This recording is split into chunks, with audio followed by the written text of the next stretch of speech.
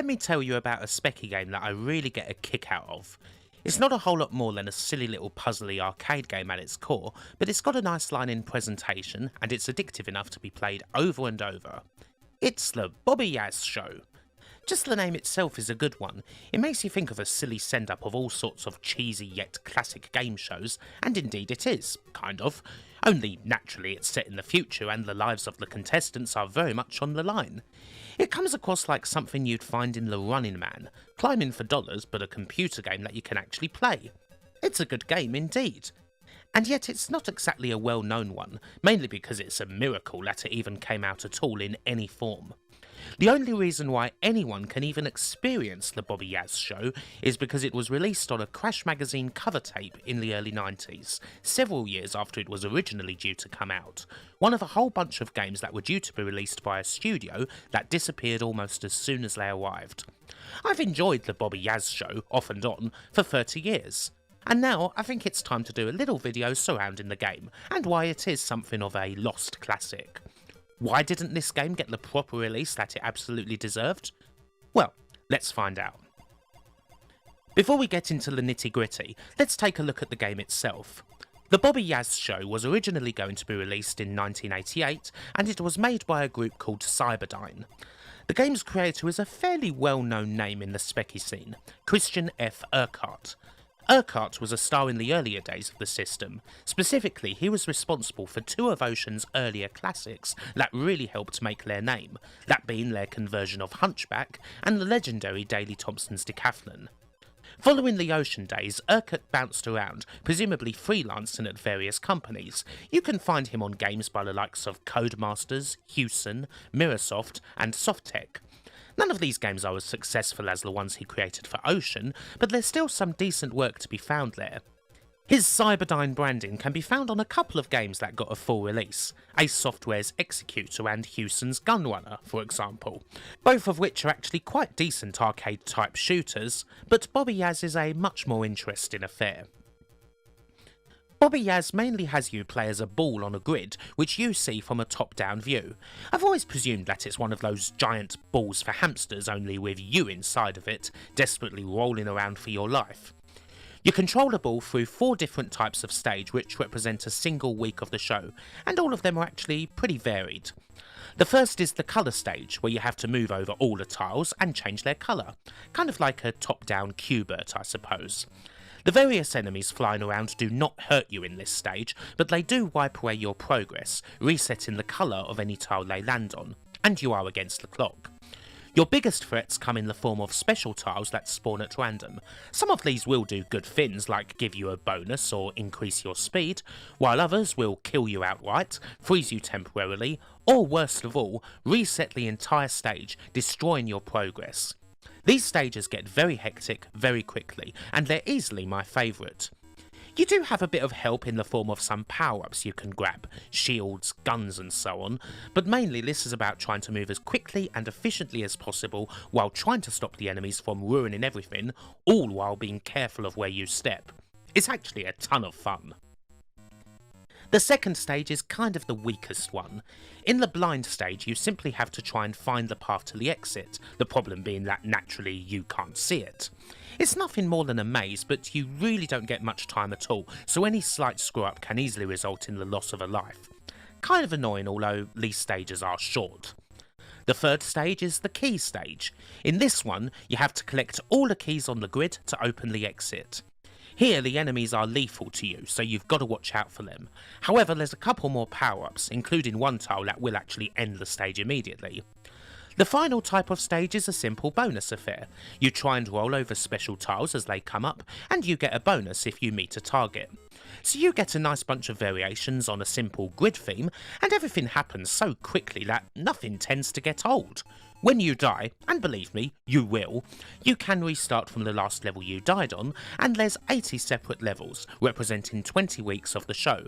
Although unfortunately there's no proper ending as such, and the game just loops once you get through the 80th stage.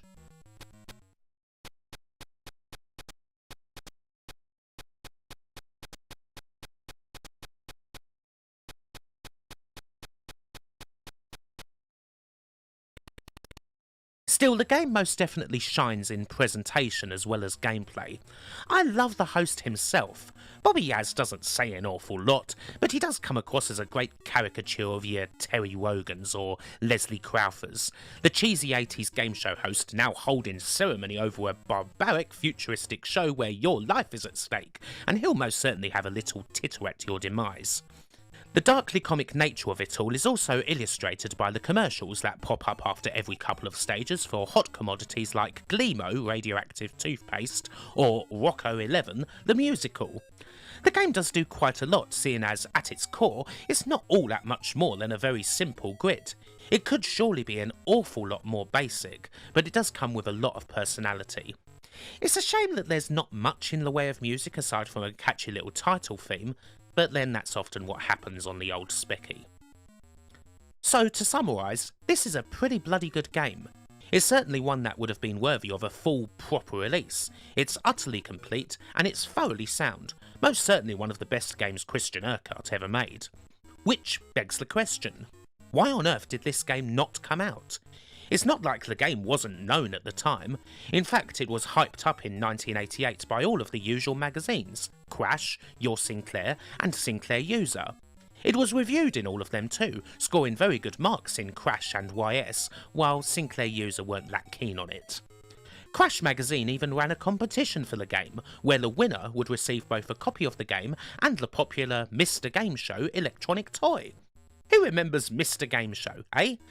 It strikes me that Bobby Yazz actually looks an awful lot like Mr. Game Show, come to think of it. So you've got everything. Previews, reviews, competitions, adverts, everything except an actual game. The Bobby Yazz Show just never came out, and the magazines fell silent as to why. There was even supposed to be a C64 version of the game, but that too was never released, and has never been found. What on earth happened? So, the Bobby Yazz Show was supposed to be published by a company called Destiny Software. Who were Destiny? Well, they were a software house run by a guy named Francis Lee, who'd previously been at the head of another obscure label called Starlight, as well as been at the front of the much more well-known Beyond Software, as in the guys who largely scored big with Mike Singleton's games. Destiny came through on a fair bit of hype. They had backing, and they had a few titles that they were ready to put out, in their words, as part of a complete entertainment package, alluding perhaps to something more than just games. A whole range of titles were previewed, and there was word that the label would be home to a new Mike Singleton game called Blueback, as well as a text adventure called Kin from the strangest folks in the whole scene, the St Bride's School, a Victorian-styled cult from Northern Ireland. In the end, only 3 games came out under the Destiny banner: the rather odd shoot-'em-up strategy game Diamond, the also rather odd 3D tunnel game Teledon, and one of the other Cyberdyne games, Yeti, also by Christian Urquhart, which is the most straightforward of these titles, being that it's a run-and-gunner heavily inspired by Raphael Cecco's Exelon. These initial 3 games were distributed through Activision without much problem. Funnily enough, the game Diamond also has a song on its B-side, What a Girl Wants, by indie pop band The Company She Keeps, the video of which just so happens to feature the almighty Rick Mail. I suppose this is what was meant by complete entertainment packages. It appears as though Francis Lee was also looking to set up a record label named Destiny 2. A couple of other games got the preview treatment, and they can be found in the pages of old computer magazines. There's a top-down shooter called 7 Minutes to Midnight, where you'd apparently somehow be miniaturised and shoved inside a nuclear weapon with the aim to shoot electrons before they set the whole thing off. Another game called Trackmaster was actually reviewed by Your Sinclair in January of 1989, getting a very positive 8 out of 10 for what the magazine dubbed a maze game that also featured shoot-'em-up sections and logic problems. However, this too never actually came out, and as of this video, neither this game nor 7 Minutes to Midnight have been found. The St Bride's text adventure, Kin, which was supposed to be released for the C64, is also a lost title, but an earlier version of the game for the Specky called The Dog Boy was released a couple of years previously. As for the reported Mike Singleton game, apparently called Blueback, well, there doesn't seem to be much information about that title at all. For what actually happened here, I have 8bitag.com to thank. This place is a cool source of information for various text adventure games of the day, if you're into that sort of thing, and the author managed to uncover Destiny's fate through getting in touch with Francis Lee for an article about St. Bride's lost adventures. The long and short of it was that after working with Activision for Destiny's first 3 titles, Francis signed a deal with a company called Big Apple that was part of a larger conglomerate for Destiny's future games. However, before said ink was even dry on the deal, the parent company of Big Apple went through a whole phase of management shifting and turning over, pretty much a wholesale takeover that resulted in Big Apple basically ceasing to exist. Francis Lee and Destiny played things out for a little bit, but they weren't exactly privy to all the things that were going on, and they weren't getting an awful lot in the way of money, or anything, as it happened. When it became clear that the whole Big Apple thing had gone to pot, that was pretty much the end of Destiny. They had to cease business, with all of these games going unpublished, even the ones that had been reviewed already. It all seems to have been quite sudden, and presumably there's a handful of games that are still out there, waiting to be found. However, the Bobby Yazz Show was saved somewhat from the void, making its long-delayed appearance on a Crash magazine cover tape in September 1991. As is befitting a cover tape that was released right in the heat of the cover tape wars that happened at the end of the Specky's commercial life, it's not like it's a special release. It's just another programme on a tape that's stacked with titles, with the main event being Mike Singleton's Lords of Midnight. Yes, we were at a stage in the Specky's life when legendary games such as this one were being stuck onto the front of magazines for peanuts. But few of the titles that can be found on the front of these magazines have quite the backstory that the Bobby Yazz Show does. However, a couple of others do have. In fact, a couple of other games that were made by Cyberdyne and Christian Urquhart also have a similar backstory. So to finish, it would perhaps be a good idea to quickly look at these other games that were also saved from the abyss: Headless Ball and Master Blaster. Headless Ball is quite an okay little concept. You play as a bouncing ball. The ball has a couple of heights it can bounce up to, plus a couple of bombs that you can use if you get into a tight spot. And yeah, that's about it. You can kind of tell it's also by Christian Urquhart, seeing as it has a few things in common with Bobby Yazz. The concept here is quite cool, being that as a bouncing game it's a little bit like Cauldron 2, only not quite as ridiculously hard. Unfortunately, this is pretty much a demo. There's only one level and a shooter-style bonus stage which repeats over and over until you run out of lives. Again, there is a little story here. This game was supposed to appear on a 1990 Houston compilation called The Fourth Dimension, which was, unlike most compilations, made up entirely of original titles. 4 great and new games at the price of $12.99. Alas, it didn't review well. The titles in question were seen as not being of Houston's usual pretty high standard, and this kind of seems like a summation of Houston's rather desperate times in the Spectrum's last years. The odd thing is that while Headless Ball was part of the reviews for the compilation, it didn't actually feature on it. At the very last minute, it was replaced by an already released budget Mastertronic game called Roll Around, kind of defeating the object of the whole exercise. Apparently the game just wasn't finished. But this one-level demo did eventually surface on a March 1992 Crash cover tape. In fact, the other games from Houston's Fourth Dimension pretty much all ended up on cover tapes. You've got Qual, a pretty average top-down tank game, a not too bad isometric puzzler called Climax, and Super Cup Football, which is a bloody miserable football game. Now, if you're a Commodore 64 kind of person, there's a chance you might be shouting at me a little. You may be saying, "But Kim, I remember playing Headless Ball on my beloved bread bin. It did come out, and you're a nitwit." And indeed, it did. Headless Ball was released fully on the C64, as part of that platform's version of the Fourth Dimension compilation, a much better effort than the specky one where you can also find the likes of obscure Sensible Software game Insects in Space, and the brilliant Cyberdyne Warrior by the Rowlands brothers. C64 owners can enjoy a complete and pretty good version of Headless Ball, although the odd thing is that this one was coded by Jason Page of Graft Gold, and the title screen credits Cyberdyne for the original Spectrum version. It's kind of an odd state of affairs.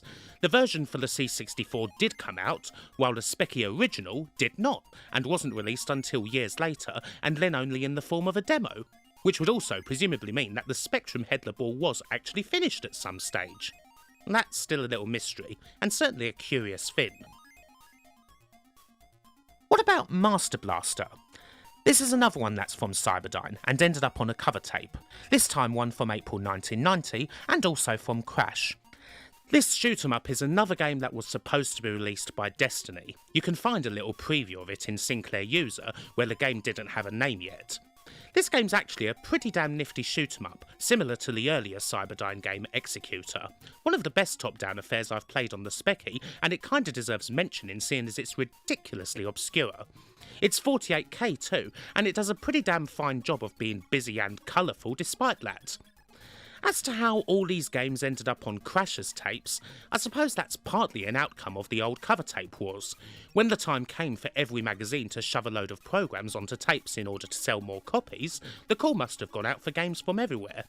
Mind you, Christian Urquhart did also have a very good relationship with Crash, going right back to the beginning of the fabled magazine in the early 80s, where you can see the teenage coder profiled and hanging out with the staff in the mag's pages. With that in mind, it's not surprising that a bunch of games from his Cyberdyne label that didn't end up coming out ended up here, cause, well, why not? Happily, it does allow us to play games like the Bobby Yazz Show today. Hopefully some of the other lost Destiny games can be found at some stage. But hopefully you've enjoyed this little trip into a ZX Spectrum mystery, and all that's left to say, as ever, is bye for now.